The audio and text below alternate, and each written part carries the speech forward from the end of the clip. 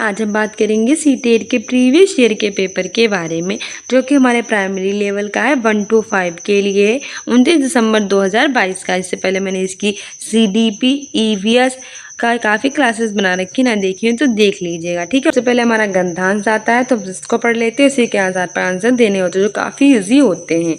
निम्नलिखित गद्यांश को पढ़कर पूछे गए प्रश्नों के उत्तर सही चुनने हैं। मैं हमारा गद्यांश कह रहा है कि राष्ट्रीय ध्वज के इस रूप से सभी परिचित हैं।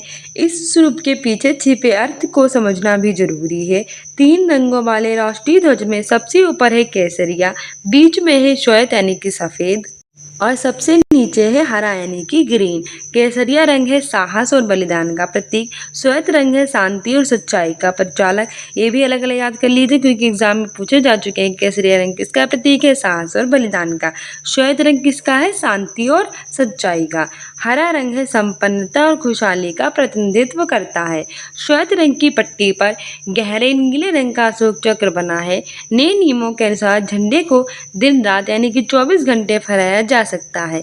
पहले राष्ट्रीय ध्वज को सूर्योदय से सूर्यास्त तक ही फहराया जा सकता था। स्वतंत्रता दिवस के अवसर पर ध्वजारोहण किया जाता है, यानी कि नीचे से रस्सी के जरिए ऊपर खींचकर फहराना। लेकिन जब तिरंगा ऊपर ही बंधा होता है और उसे खोलकर पूरा फहराया जाता है, तो उसे क्या कहते हैं? झंडा फहराना कहते हैं।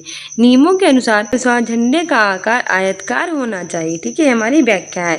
और इससे रिलेटेड हमारा पहला क्वेश्चन कह रहा है कि नियमों के अनुसार राष्ट्रीय ध्वज का आकार कैसा होना चाहिए? ऑप्शन ए है चौकोर, ऑप्शन बी है तिकोना, ऑप्शन सी है आयताकार, ऑप्शन डी है गोल। बहुत ही प्यारा क्वेश्चन है और हमें सबसे पहले यही मिल गया।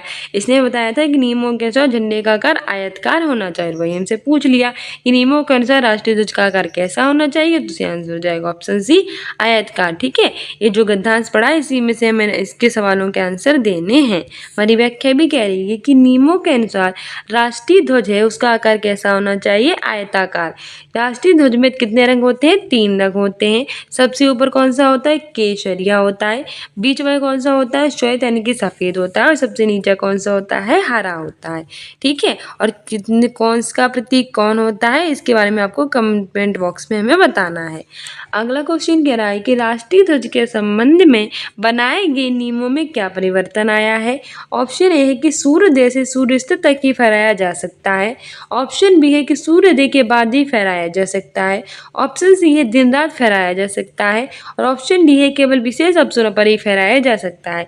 अभी आपने पूरा गद्यांश पढ़ा था और उसमें मैंने आपको बताया था कि पहले ये नियम था कि पहले सूर्योदय से सूर्यास्त तक पढ़ाएंगे, लेकिन अब इसको हटा दिया गया और इसका नया नियम बनाया गया है कि जो हमारा राष्ट्रीय ध्वज है वो दिन रात किसी भी समय किसी वक्त फहराया जा सकता है, ठीक है, 24 घंटे फहराया जा सकता है।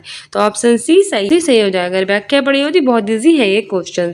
व्याख्या कह रही है कि राष्ट्रीय ध्वज के संबंध में बनाए गए नियम, अगर आपने गद्यांश पढ़ा होगा तो आपके लिए बहुत ईजी है। हमारी व्याख्या कह रही है कि राष्ट्रीय ध्वज के संबंध में बनाए गए नियमों के अनुसार हम झंडे को दिन रात यानी 24 घंटे फहरा सकते हैं। अगला क्वेश्चन कह रहा है कि राष्ट्रीय ध्वज में सबसे ऊपर कौन सा रंग है? ऑप्शन ए है हरा, ऑप्शन बी है श्वेत, ऑप्शन सी है नील, ऑप्शन डी है केसरिया। सही आंसर हो जाएगा हमारा ऑप्शन डी केसरिया। आपने देखा क्या कि राष्ट्रीय ध्वज में कितने कलर्स थे? 3। सबसे ऊपर कैसा था? केसरिया, बीच में कैसा था? श्वेत, और सबसे नीचे कौन सा था? हरा, ठीक है। हमारी व्याख्या भी कह रही है कि राष्ट्रीय ध्वज के सबसे ऊपर केसरिया, बीच में श्वेत और सबसे नीचे कौन सा है? ग्रीन कलर है। अगला क्वेश्चन कह रहा है कि हरा रंग किसका परिचायक है? ऑप्शन ए है शांति, ऑप्शन बी है श्रीमंती, ऑप्शन सी है साहस और ऑप्शन डी है बलिदान। सही आंसर हो जाएगा ऑप्शन है शांति। जो ग्रीन कलर था वो शांति का प्रतीक था, ठीक है। आगे बढ़ते हैं। हमारी व्याख्या कह रही है कि हरा रंग किसका प्रतीक था? श्रीमंती का परिचायक था। और केसरिया रंग था ये साहस और बलिदान का था। सफेद रंग शांति और सच्चाई का परिचायक। अगला क्वेश्चन कह रहा है कि ध्वजारोहण की क्या प्रक्रिया है? ऑप्शन ए है कि ध्वज को नीचे से रस्सी के जरिए ऊपर खींचकर फहराना। ऑप्शन बी है कि खंबे पर बंधे ध्वज को खोलना। ऑप्शन सी है कि ध्वज को खंबे पर फूल डालकर बांधना। और ऑप्शन डी है खंबे पर बंधे ध्वज को सलामी देना। सही आंसर हो जाएगा हमारा ऑप्शन ए कि ध्वज को नीचे से रस्सी के जरिए ऊपर खींचकर फहराना ही क्या कहलाता है कि ध्वजारोहण कहलाता है। ठीक है, हमारी व्याख्या भी कह रही है कि ध्वजारोहण की प्रक्रिया ये है कि ध्वज को नीचे से रस्सी के जरिए हम ऊपर खींचकर फहराया जाता है। क्वेश्चन कह रहा है कि सूर्योदय का संधि विच्छेद है। ऑप्शन ए सूर्य प्लस उदय, ऑप्शन बी है सूर्य प्लस उदय, ऑप्शन सी है सूर्य प्लस उदय, ऑप्शन डी है सूर्य प्लस उदय। सही आंसर हो जाएगा ऑप्शन सी सूर्य प्लस उदय। सूर्य प्लस उदय बराबर क्या होता है सूर्योदय। ठीक है, और ये हमारा है संधि विच्छेद सूर्योदय का। हमारी व्याख्या कह रही है कि सूर्योदय का सही संधि विच्छेद है सूर्य प्लस उदय। इसमें आ प्लस उ मिलकर ओ होगा। ये गुण स्वर संधि का उदाहरण है। जब आ बड़ा आ के बाद ई उ ऋषि आता है तो ये ए ओ आर में वो बदल जाते हैं। ठीक है, इसीलिए सूर्य प्लस उदय सूर्योदय हो गया। और ये कौन सी संधि है यड़ संधि। अगला क्वेश्चन कह रहा है कि कौन सा शब्द भिन्न है यानी कि अलग है। ऑप्शन ए है श्वेत यानी कि सफ़ेद, ऑप्शन बी है चक्र, ऑप्शन सी है केसरिया, ऑप्शन डी हरा। सही आंसर हो जाएगा ऑप्शन बी चक्र। जब ने देखा था कि 3 कलर्स थे श्वेत केसरिया और हरा, ये तीनों कलर्स थे और चक्र तो अलग था तो हमारा अलग पूछा था तो ऑप्शन बी सही हो जाएगा। हमारी व्याख्या कह रही है कि ध्वज को क्या कहते हैं हम तिरंगा यानी 3 रंगों का समूह। इसमें 3 कलर्स होते हैं केसरिया सफ़ेद और हरा। तिरंगा में द्विगु समास है, ये भी याद रखना पूछ लेता है एग्जाम में। अगला क्वेश्चन कह रहा है कि नियमों के अनुसार के लिए एक शब्द होगा। ऑप्शन ए है नियमानुसार, ऑप्शन बी है नियमानुसार, ऑप्शन सी है नियम अनुसार, ऑप्शन डी है नियमानुसार। से नियमों के अनुसार नियमानुसार होता है। से आंसर ऑप्शन ए हो जाएगा सही। ठीक है, नियम प्लस अनुसार नियमानुसार और नियम मतलब नियमों के अनुसार। हमारी व्याख्या कह रही है कि नियमों के अनुसार के लिए एक शब्द होगा वो नियमानुसार होगा। ठीक है, कौन सा वाला है नियमा प्लस नुसार नियमानुसार। ठीक है, अगला क्वेश्चन कह रहा है कि राष्ट्रीय में प्रयुक्त प्रत्यय है, मोस्ट इंपॉर्टेंट है, काफी एग्जाम में पूछा जा चुका है। Option A tree, option B है ए, ऑप्शन सी है ई, ऑप्शन डी है ई। सही आंसर हो जाएगा ऑप्शन सी ई। राष्ट्र प्लस ई बराबर राष्ट्रीय, ऑप्शन सी सही हो जाएगा।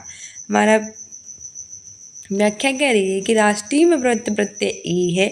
इसमें मूल शब्द है राष्ट्र और लास्ट में ई जुड़ गया है, इसीलिए भारतीय दर्शनी ये भी किस में आएंगे, ये सब हमारे ई प्रत्यय से बने हैं। भारत प्लस ई भारतीय, दर्शन प्लस ई दर्शनी। ठीक है, और राष्ट्रीय प्लस ई राष्ट्रीय।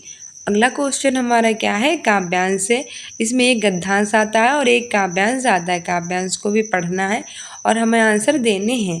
काव्यांश है कि कुछ भी बन बस कायर मत बन, ठोकर मार पटक मत माथा, तेरी थेरी राह रोकते पाहन। पाहन मतलब होता है पत्थर, मतलब कुछ भी बनो लेकिन तुम कायर जो है वो मतलब डरपोक हो वो मत बनो। ठोकर मारो पटक मत माथा, मतलब ये है कि थोड़ी सी ठोकर एक दूसरी लगती है तो उसमें डरना नहीं चाहिए, ठोकर मारकर आगे बढ़ना चाहिए। माथा को हर समय पटकते नहीं रहना चाहिए कि हाय मेरा नसीब कितना बुरा है, हाय मेरा नसीब कितना बुरा है, ये सबको रोते नहीं रहना चाहिए। ठीक है, तेरी राह रोकते पत्थर, तुम्हारे जो रास्ते हैं वो कौन रोक रहा है, पत्थर जो है वो रोक रहे हैं, तुम्हारे आगे इतने सारे पत्थर पड़े हुए हैं। ले देकर जीना, क्या जीना, कब तक गम के आंसू पीना, मतलब अगर किसी ने तुम्हारी ज़िंदगी तुम्हें उधार में दे दी तो वो ज़िंदगी भी कोई ज़िंदगी है, ऐसा नहीं जीना चाहिए हमें। अब गम के आंसू मतलब हर समय रोना नहीं चाहिए। मानवता ने तुझको सींचा बहा युगों तक खून पसीना, मानवता ने तुम्हें सींचा है अपना युगों तक खून पसीना बहाकर। कुछ ना करेगा क्या करेगा, मतलब कुछ नहीं करोगे तो क्या करोगे।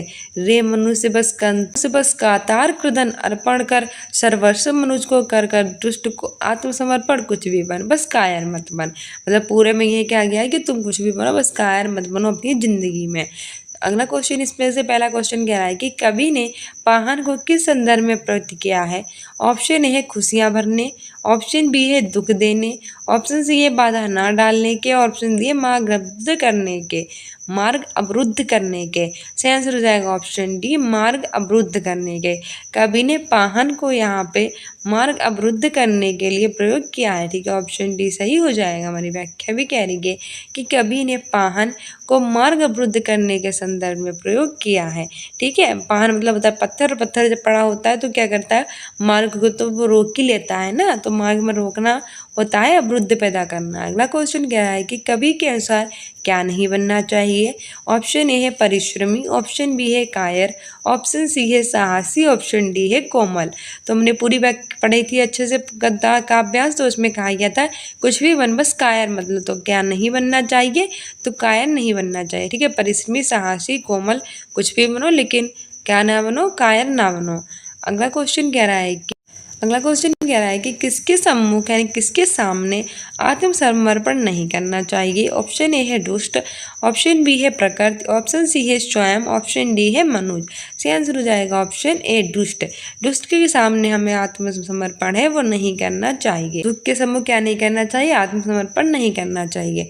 अगला क्वेश्चन कह रहा है कि समझौतावादी जीवन व्यर्थ है, ये भाव किस पंक्ति में आया है। ऑप्शन ए है अर्पण कर सर्वस्व मनुष्य को, ऑप्शन बी है कुछ भी बन बस कायर मत बन, ऑप्शन सी है ले देकर जीना क्या जीना, ऑप्शन डी है कुछ ना करेगा किया करेगा। सही आंसर हो जाएगा हमारा ऑप्शन सी, ले देकर जीना क्या जीना। ठीक है, समझौता जीवादी जीवन व्यर्थ होता है, ये भाव जो होता है वो ले देकर जीना क्या जीना पंक्ति में आया है। अभी कह रही है कि समझौतावादी जीवन कैसा होता है, व्यर्थ यानी कि खराब होता है। यहाँ पे कौन सी संधि है, अड़ संधि। यहाँ पे बी प्लस अर्थ बराबर व्यर्थ हो गया है, यहाँ पे अड़ संधि है, भी पूछ चुका है तो याद रखना। ये भाव देकर जीना क्या जीना पंक्ति से आज से है। अगला क्वेश्चन कह रहा है कि मानवता ने कुछ को सींचा पंक्ति कहाँ से है। ऑप्शन ए है मानवीय गुणों का पोषण, ऑप्शन बी है मानवता का अभाव, ऑप्शन सी है मानव द्वारा सिंचाई करना, ऑप्शन डी है मानवता में विश्वास। है आंसर हो जाएगा ऑप्शन ए मानवीय गुणों का विकास। ठीक है, हमारी व्याख्या कह रही है कि मानवता ने तुझको सींचा मतलब होता है कि मानव का तुझको क्या दिए, मानवीय गुणों का पोषण। ठीक है, अगला क्वेश्चन कह रहा है कि कातर का अर्थ है। ऑप्शन ए है संकोच, ऑप्शन बी है निर्लज्ज, ऑप्शन सी है अविश्वास, ऑप्शन डी है व्याकुल। कतार, कतार का सही अर्थ होता है ऑप्शन डी व्याकुल। ठीक है, जो भय से आकुल मतलब व्याकुल जो होता है वो कतार का अर्थ है। आगे बढ़ते हैं, कतार का अर्थ व्याकुल है। ठीक है, सो डियर स्टूडेंट्स, ये था हमारा सीटेट का प्रीवियस ईयर का paper. I hope you like this video. If you like it then like subscribe and share, don't forget to subscribe this channel. मिलते हैं नेक्स्ट वीडियो में। Keep loving, keep watching, keep sharing. Thank you, bye.